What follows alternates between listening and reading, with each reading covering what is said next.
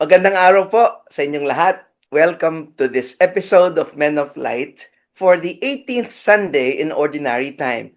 Our gospel is coming from Luke chapter 12, verses 13 to 21, and the title of our episode is When Time Runs Out. In today's gospel from Luke, this gospel hits close to home because it forces us to confront something many of us try to avoid, that we don't have unlimited time. The parable Jesus tells us is short but powerful. A man spends his life working hard, building wealth, and planning for the future.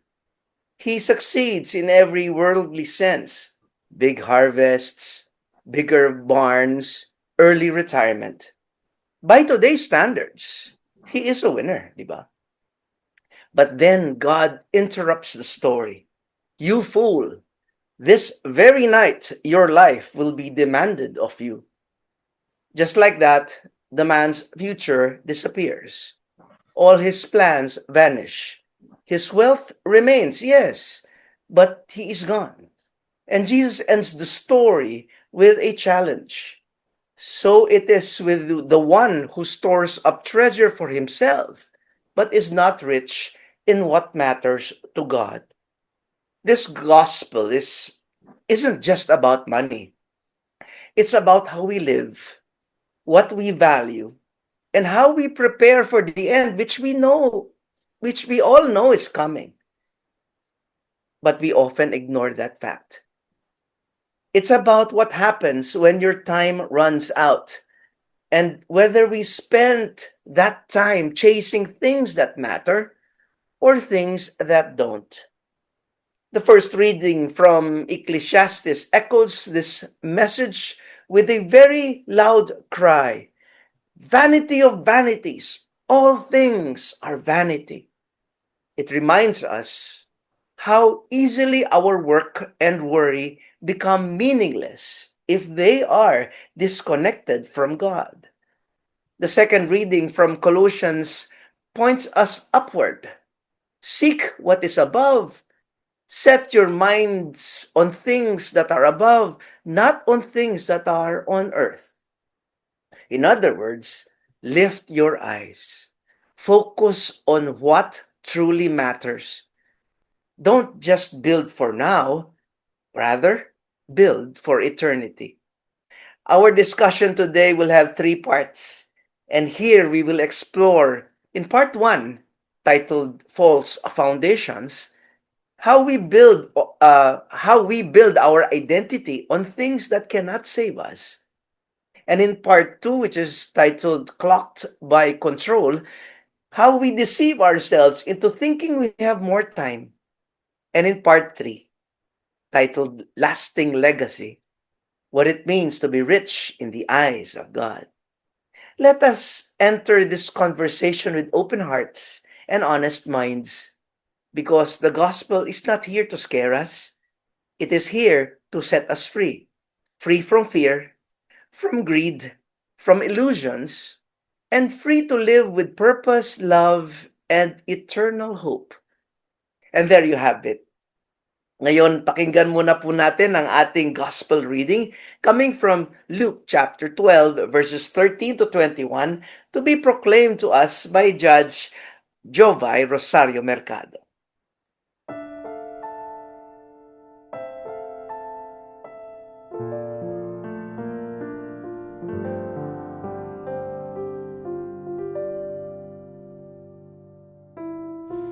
Pagbasa mula sa Ebanghelyo ayon kay San Lucas. Noong panahong iyon, sinabi kay Jesus ng isa sa mga tao, "Guro, iutos nga po ninyo sa kapatid ko na ibigay sa akin ang bahagi ko sa aming mana." Sumagot siya, "Ginoo, sinong naglagay sa akin bilang hukom o tagapaghati ng mana ninyo?"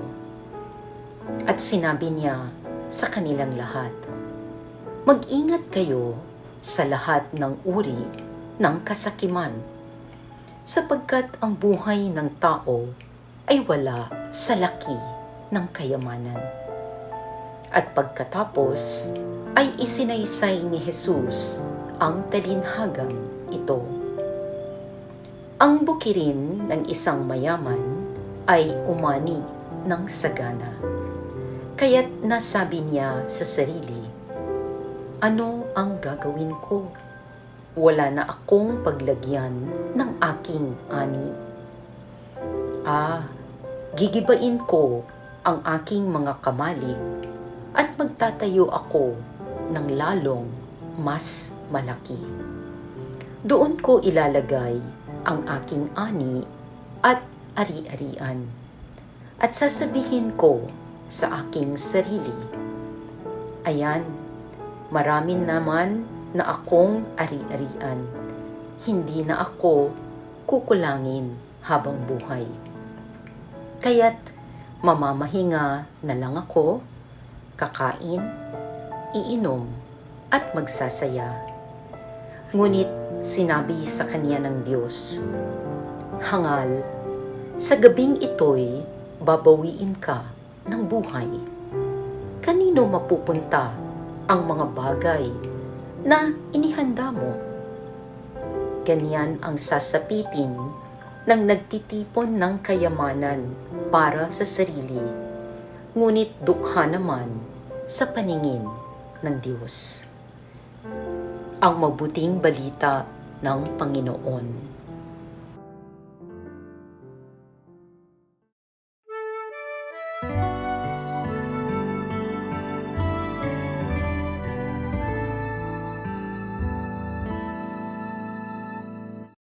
Maraming salamat sa nagbasa sa ating gospel reading, si Judge Jovay Rosario Mercado.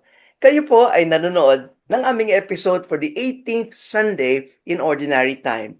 And our gospel reading is coming from Luke chapter 12, verses 13 to 21. And the title of our episode is When Time Runs Out. Ito po si Brother Joey Angeles from Angeles City. Kumusta po kayo? Po si Father Deo Galang, nasa parokya po ng the Lord's Transfiguration Parish. Sorry, medyo 2 months pa lang po so dito sa parokya, and I'm very happy to join Joey, our anchor, and Judge Jovay, my co-host, and for Jonathan, our director and editor. Jovay Rosario Mercado po, nasa Guagua po ako. Kumusta po kayo? Maraming salamat, Judge Jovay and Father Deo. At syempre, kasama rin po natin ang aming constant companion and behind-the-scenes director, Father Jonathan Bartolome. So let's begin. The title of the first part is False Foundations. The man in the parable isn't foolish because he is rich. He is foolish because he thinks his wealth defines his worth. This is what we call false foundation. When we build our identity on status, money, titles, or maybe what others think of us. But these things can vanish overnight. The endless desire for more wealth, more success, more security isn't just a modern problem. It is a human one. The Hebrew word used in Ecclesiastes is Hebel, Hebel, meaning vapor or mist. Life when lived without God is just like that, fleeting, empty, just like mist. We build, accumulate, and secure, and still feel restless, because our hearts are not made for barns, but for belonging. Saint Augustine said it well. You have made us for yourself, O Lord, and our hearts are restless until they rest in you. So when we try to satisfy our souls with things, with stuff, we are chasing the wind, so to speak. No wonder we feel anxious. No wonder the barns are never too big enough. Modern life tricks us into believing that the solution is just one more upgrade away. But the gospel tells us otherwise. You don't need more barns. You need a better foundation. What do you think, Judge Jobay? Ah, naalala ko po yung, parable ng, foolish and wise builders na yung analogy ng, bahay na ang pundasyon niya ay rock at ang bahay na ang pundasyon niya ay sand. Para tuloy na yung modern, thinking ko, naalala ko dun sa dike na bumibigay dito sa Pampanga. Yung dike na ang pundasyon niya ay sand din na hindi rine-enforce, 'no? Yung mga engineers alam nila kung ano dapat ang pag-reinforce sa paggawa ng isang dike, 'no? Meron silang tinatawag na riprap, meron silang tinatawag na gabions, meron silang tinatawag na berm. Ganito din po 'no, kung ang iniisip natin ay dine-define tayo ng ating mga gamit, mga possessions, bahay, kotse, ay nagkakamali po tayo kasi, 'pag diyan po ang basihan ng ating pagkatao, ay kailangan po tayong mag-isip ng mabuti 'no. Kasi, ah, napaka-fleeting po niyan, eh. Kunwari po, masunugan ka or masalanta ka, uso ngayon ang mga bagyo, mga baha. Masalanta ka at mawala lahat 'yun, ibig bang sabihin na wala din ang pagkatao mo, 'no? Kaya, hindi po sa gano'n 'no, not on faulty foundations, not on false foundations. Totoo po yung sinasabi niyo, pero yung kunyari, meron akong nakakwento. Nag-bless ako ng bahay sa Deca. Deca is a subdivision sa Margot, dating parokya. Yung binless kong bahay. Bahay ng galing sa London. And yung lalaki, British. Sabi niya, Father Deo, this is the first time I went out of London. First time to be in the Philippines. And I already decided to stay here. Kasi retired na po siya with the wife. More than 60 na sila. And then I looked at him, maybe he's already secured. Kasi yung pera nila, pounds. So, may savings na sila. Alam niyo sinabi niya sa akin? Kasi siya, British, no? I was expecting him to ask, kasi first 2 weeks pa lang daw siya. He was expecting him to ask me, saan yung bar ng mga British dito? Meron bang British restaurant or where's a nice place to eat or nice place to go? Ang sabi niya, you know, in London, I'm a firefighter. I'm a bombero. No? And I know what to do every day. I know my purpose every day. I know the meaning of my life every day. I'm ready to help people. But you know, now that I'm here, I have to look for a new meaning and purpose for my life. I'm sure yung kanyang bank o Barnes ba yung bank account, Barnes account niya, okay na si Val. Pero sabi niya, I want to find a new meaning for my purpose now. I think sinasabi ni Joey yung the right foundation. You may have all the yield, you may have all the fruits in your barn, but for what purpose? Kung para sa'yo lang, there must be more than that. Father Deo and Judge, in today's world, success is often measured not by who you are, but by what you post. The car you drive, the house you buy, the places you travel to, these become the new scorecards of achievement. Social media turns life into a performance. Sad to say. And your feed becomes your resume. Kumbaga, ito yung modern Barnes natin, so to speak. We post highlights, filter our flaws, our pictures, and carefully curate an image that says, I am doing well. Yeah. But beneath the glossy pictures and the clever captions, many are silently asking, is this really it? Is this what life is all about? The danger isn't just in sharing, it is in storing. We begin to store our identity in likes, our joy in comments, and our peace in how many views we get. Our self-worth becomes tied to algorithms. Our souls start depending on external applause. But Jesus reminds us life is more than barns, more than likes, more than followers, more than filters. The question is not how impressive your Facebook feed looks. Rather, the question is, what are you feeding your soul with? But the problem isn't just that we are building our lives on what we are building our lives on. It's also how long we think we have to keep building. Even when we know our foundation is shaky, we often postpone change, telling ourselves there is still time. But if but what if there is no more time? That brings us to our next point. When we come back, we will talk about how we deceive ourselves into thinking we have control over time. Magbabalik pa po ang Men of Light. Please stay with us.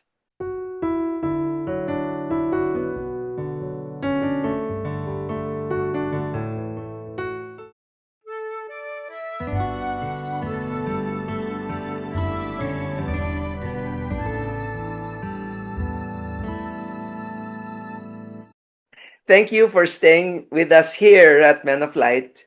You are watching our Men of Light episode for the 18th Sunday in Ordinary Time, and our gospel reading is from Luke chapter 12, verses 13 to 21. Kasama pa rin po natin sa ating kwentuhan si Judge Jovay Rosario Mercado at si Father Deo Galang. At ako po ang inyong lingkod, Brother Joey Angeles. In our first part, we talked about false foundations. Now, for the second part of our discussion, let us talk about being clocked by control. How we deceive ourselves into thinking that we have more time. The rich man had his schedule mapped out. I will do this and then I will relax. But God interrupts the plan. The clock runs out. And suddenly, everything changes. This is what it means to be clocked by control. We think we own our own time. We think we control our future, but we don't. The Greek word used in the gospel was apaiteo, meaning demanded, to demand back, to require, to reclaim. It suggests that life is something borrowed, and now it must be returned. One of the most dangerous illusions we live by is the idea of mine. Mine. Sa akin. My time. My plans. My future. The rich man said, my barns. My grain. My goods. But in the end, nothing was truly his. Ownership is an illusion when it comes to life and time. Saint Ignatius of Loyola speaks of holy detachment, the ability to let go of anything that prevents us from fully loving and serving God. That includes not just things, but control over our future. If we think of time as something borrowed, how would we use our days differently if we knew we had to return them soon? The man thought he had years ahead. He only had hours. And maybe, perhaps we do too. When you hold time like a possession, you panic at its loss. But when you hold time like a gift, you savor every moment and use it well. Judge Jova, yes. Napakaganda nung last sentence na binitawan mo, Brother Joey, no? Naisip ko tuloy si Steve Jobs, no? Yung co-founder po ng Apple Incorporated. Kaya po tayo merong iPhone, iPods, iPad, MacBook, no? Nung nagkasakit siya and mortality was drawing near, may binitawan siyang salita na that struck me kasi he recognizes the limitation of time. Sabi niya, your time is limited. So don't waste it living somebody else's life. No. Uh, when we keep up with the Joneses, no, yung para kung anong sikat, anong uso, ganyan ang nangyayari. Ang maganda dun sa sinabi niya, alam niya na time is limited. So, alam niya, I'm sure sa isip niya, ang dami pa niyang gustong gawin. Pero, hindi na eh. Kasi, andyan na yung oras eh. Sinisingil ka na eh. Tinatawag ka na. Ano pang magagawa mo? Kung minsan kasi, ewan ko yung buhay natin ngayon, yung world natin kasi parang defined siya by Anli mentality, ang tawag ko. Only rice, ina-attract ang mga tao, only food, 'di ba? Only load, only call, only text. Pero parang ang feeling ko ang foundation nito eh it's scarcity driven eh. Yes. Dahil yung or poverty driven if you may, no? Parang gusto mo dahil may kakulangan, gusto mo pag pumunta ka sa mga bagay na ganyan ay ah, dagdagan mo kasi only nga eh. But in essence, pag inanalyze mo, hindi naman talaga siya only dahil di mo naman kaya. No? Hindi mo naman kayang ubusin. So, parang ang tinuturo sa atin ay gamitin mo ng tama yung oras na binigay sa iyo. Believe ko kay Steve Jobs nun eh, di ba? Talagang contribution. Pero 56 years old lang nung namatay. Yes. Parang yung feeling ko lang, hindi man siya nakapag-retire. O hindi naman niya na-enjoy. Ang talagang pinagpaguran niya kasi he died talaga working at the last point. Totoo yung sinasabi ni Judge. Kaya ako, na-appreciate mo yung athletics. No? Yung athletics. Basketball, volleyball, yung boxing. Dahil limited lang yung time. Yes. Yung athletics, yung running. It's, of course, it's a competition. Because it's time, alam mo, you cannot take your time na Yes. parang tatamad-tamad ka lang. Pero you know, because it is time and you're conscious, it brings out the best in its player. No? Yes. Para sa akin, does not really matter sino talagang nananalo, pero that's also important. Pero you know, because time is limited, parang ginagawa nilang lahat, kaya nila para to bring out the best in the team, how they work together, and how they plan to defeat the other side. Parang ang ganda nitong idea na ako pinakamalapit ako dito sa part 2 na sinabi ni. Kasi when you're running out of time, kahit mayaman ka, Mhm. kahit malakas ka, kahit athlete ka, o kaya kahit powerful ka, hindi lang mayaman sa birds, pwede kang presidente ng isang malaking kumpanya, kamukha ni Steve Jobs. And yet, when it is short time, even your intelligence, your money, your power, even your physical strength, it does not really make a difference. Among Deo and Judge, I read this this illustration. It's a spiritual illustration. Ang ganda, I'd like to share it. Imagine a clenched fist holding tightly to a handful of sand. At first, it feels secure, like you're keeping everything together in your hand. But the more tightly you grip, the more the sand escapes through your fingers. You hold on harder, thinking that you can stop the loss, but it only speeds up. The pressure pushes the grains out even faster. That's how many of us live. We clench tightly to control possessions, relationships, plans, even blessings, afraid to lose what we think we've earned. But in the end, the act of grasping causes us to lose what we are trying to keep. Now, imagine opening your hand, relaxing your grip, letting go. The sand settles gently on your palm. Some grains may still fall, yes, but what is meant to remain stays. I think that's how grace works. You cannot force it. You cannot control it. You cannot even demand it. Grace is not seized. It is received with the open hand. God fills the hands that are open, not fists that are clenched.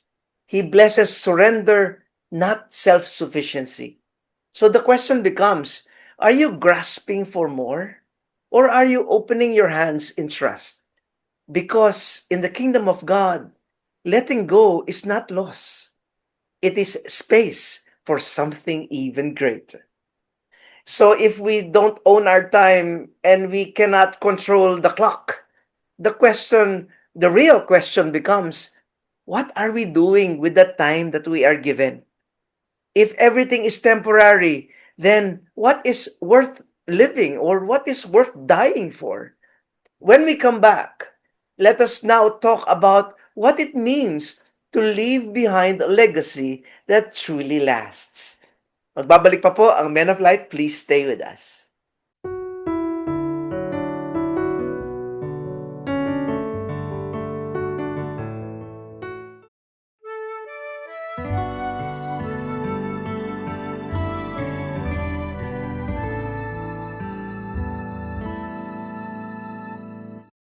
Welcome back po sa Men of Light. We are in the third part of our discussion, and in this segment, let us talk about lasting legacy. What it means to be rich in the eyes of God. The gospel says, "Thus it will be for all who store up treasure for themselves, but not rich in what matters to God." The gospel ends with a contrast: earthly treasure versus eternal treasure. What fades versus what lasts. Jesus is not against planning or working hard, mind you. He is against living only for ourselves and not measuring success by what we store instead of who we become.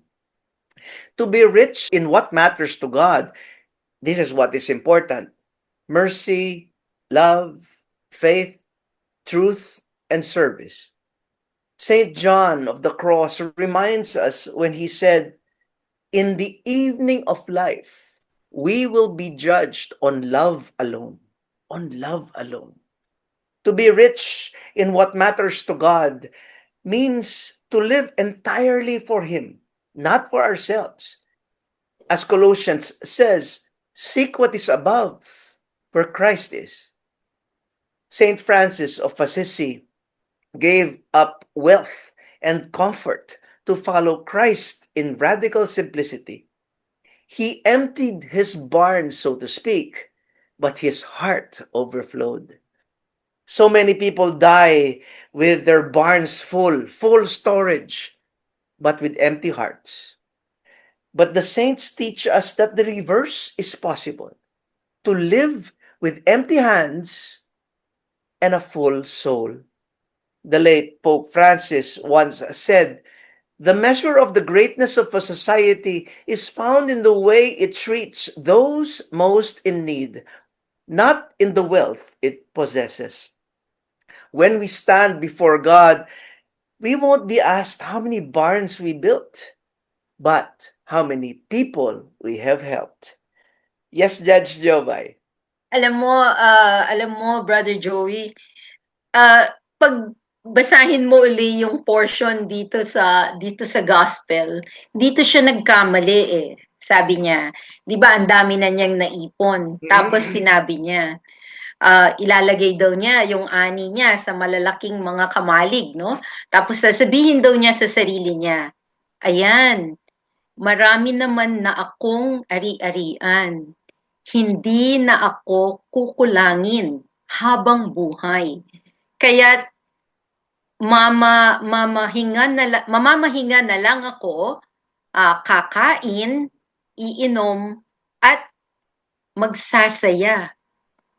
Kaya dun sinabi ng Panginoon, 'di ba, "You fool, if your life will be demanded tonight, what will happen to all your riches?"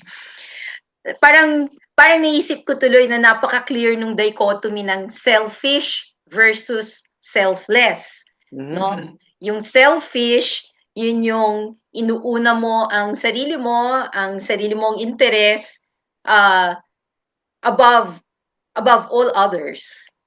Pero yung selfless, inuuna mo yung pangangailangan, yung well-being ng iba, oftentimes at your expense or at the expense of your own needs. So, doon pumapasok yung sinasabi mo, Brother Joey, na emptying barns. Nabanggit ko sa'yo, gustong-gusto ko yung emptying barns talaga. Dahil naisip ko dito si Saint Basil of Caesarea. Ang sabi niya, the bread in your cupboard belongs to the hungry person. The coat hanging in your closet belongs to the man who needs it. The shoes rotting in your closet belong to the man who has no shoes. The money which you put into the bank belongs to the poor. Parang binibigyan po tayo ng pagkakataong i-review ba yung corporal works of mercy, no? At pag inisip mo yung selflessness, ay malapit ka na sa emptying your barns. Yes, Father Deo. Yeah, parang nagka-monologue siya dito monologue. Yes. Sarili. What I shall share to myself, what shall I do? Know what to do. Parang, I will enjoy my life for the rest of my life. Parang kausap niya yung sarili niya. Parang I will celebrate with myself. Parang may isang word na wala dito others. Others. Yung baka may pamilya siya, baka may gutom na kapitbahay niya. Mhm. Yung mga laborers niya, baka I want to share this. No? Given this, parang Jesus defined the story talaga na talagang may mga taong in spite of their wealth and their success, the abundance that they have, they still could not see it beyond themselves. Parang they feel entitled. Pinagpaguran ko to Sa akin to. So there we really see what is lacking in this man. He did not see what matters to God.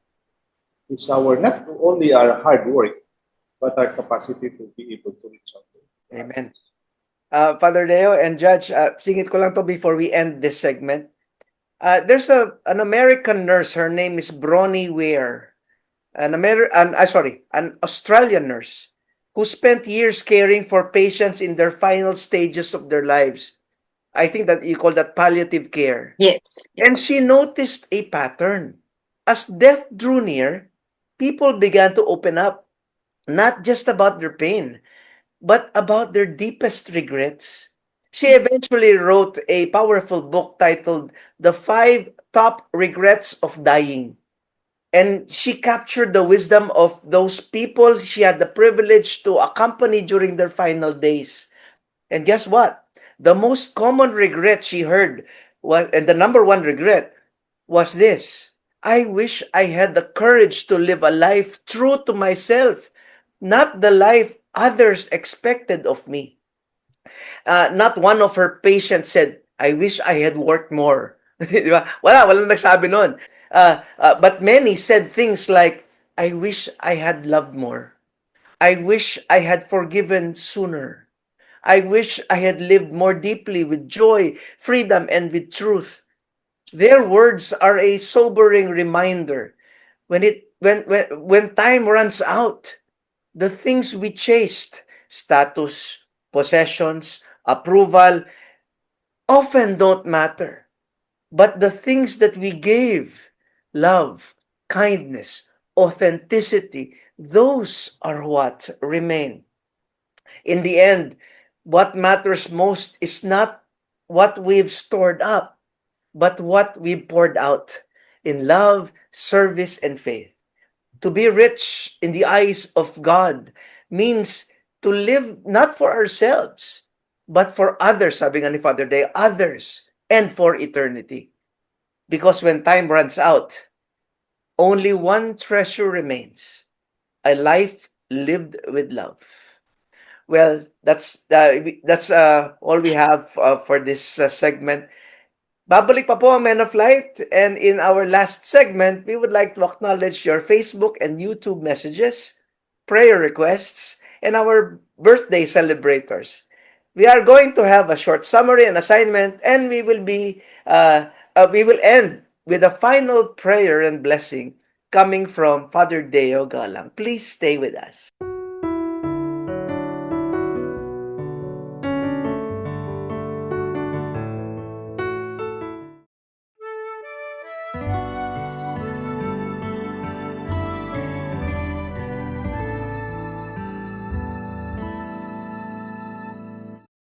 Thank you very much for staying with us at Men of Light. At maraming salamat sa pagkikipag-ugnayan sa amin through your Facebook and YouTube messages and prayer requests.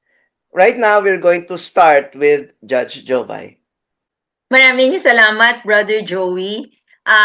Ang saya-saya po ng ating mga kaparokya on air kasi bumalik si Cardinal Ambo. Kaya karamihan po ng mga messages are welcoming him back. And dahil napakaganda po nung episode nung nakaraan, ang dami po nating mga messages na nagsasabi ng nagustuhan nila. Brother Joey, kasama ka, no? Dun sa last episode last week, no? Hindi na iba, no? Parang sabi nila, hindi nila naisip na merong ibang perspective tungkol sa Our Father, no? Sabi nung si at Monte 987 Villa, sabi niya, from a distance po kayo, Men of Light, it's always closer in our hearts, no? Maraming salamat po na naantig ang mga damdamin ninyo kahit online lang po ninyo nababasa at napapanood ang mga episodes. Karamihan nga po, katulad ng nabanggit ko, happy to see Cardinal Ambo at nagpapasalamat sila sa reflection and at the same time yung prayer nung episode natin na hindi na iba. Sa mga messages po sa Facebook, as usual, madami po yung mga nagpapasalamat dun sa mga daily reflections. Kasama yung mga nagpapasalamat sa iyo, Brother Joey, dun sa reflection mo. Marami din ang nagpapasalamat dun sa episode nga na hindi na iba. Sabi ni Una Batalon, I already lost my papa and it's comforting to know that I still have a father. As always, your prayers, Attorney Bong, are heartfelt. You and Brother Joey have an amazing gift. And we agree. And thank you for sharing your gift of prayers. Karamihan, ganun silang lahat. At yung reflections ninyo, Brother Joey at ni Ate Belle Katigbak, no? Ang dami ng mga favorable reflection and comments on them. Sabi ni Tita Dora Lopez, thank you for your reflection and sharing, Sister Belle. May we all be willing to serve and not to be served when we desire to be in our parish ministries. Yun lamang ang ating mga messages. Halos kasi pare-pareho sila welcoming si Cardinal Lambo and comments on hindi na iba na episode. Brother Joey. Thank you very much, Judge Jovay.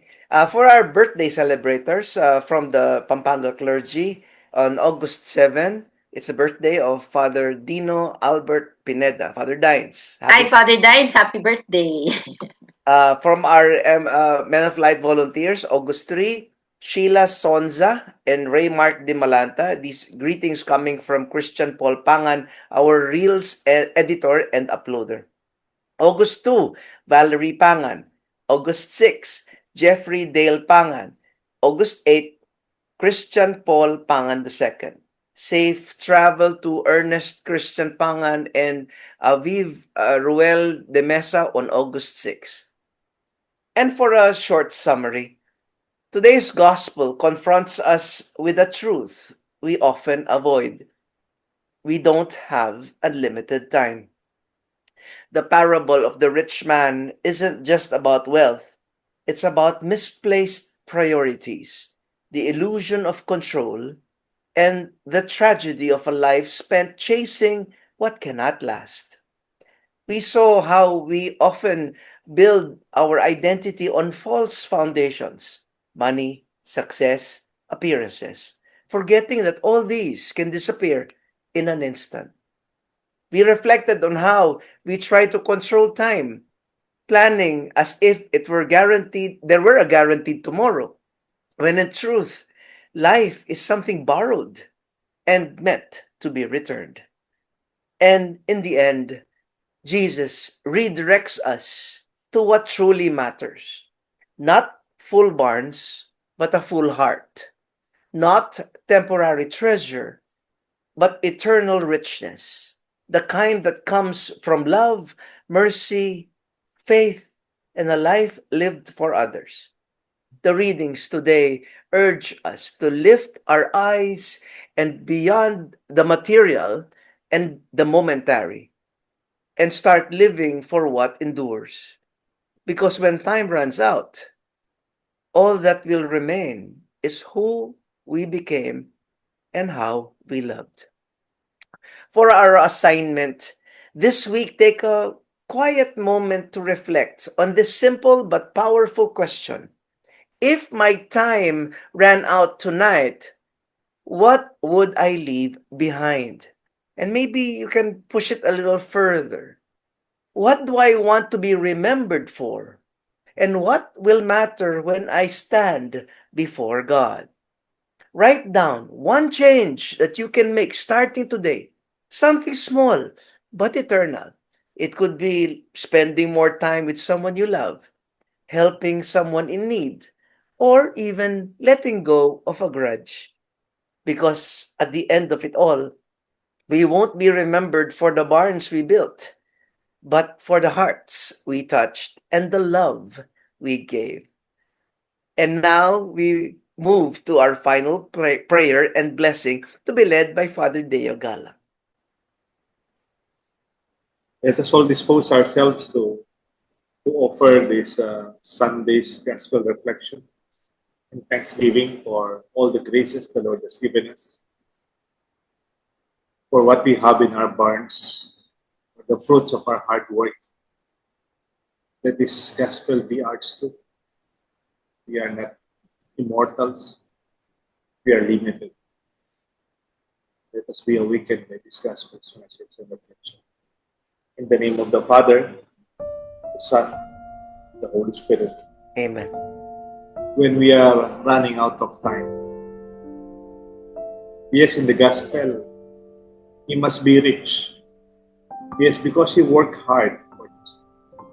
Spent many years toiling, nurturing his own vineyard. That's why when harvest season comes, he felt entitled. He can say, I deserve this. This is mine. We can have all the wheat in our barns. Or maybe for today's language, we can have all our money, our earning, our yield in our banks. You can enjoy a great harvest, eat, drink, and be merry,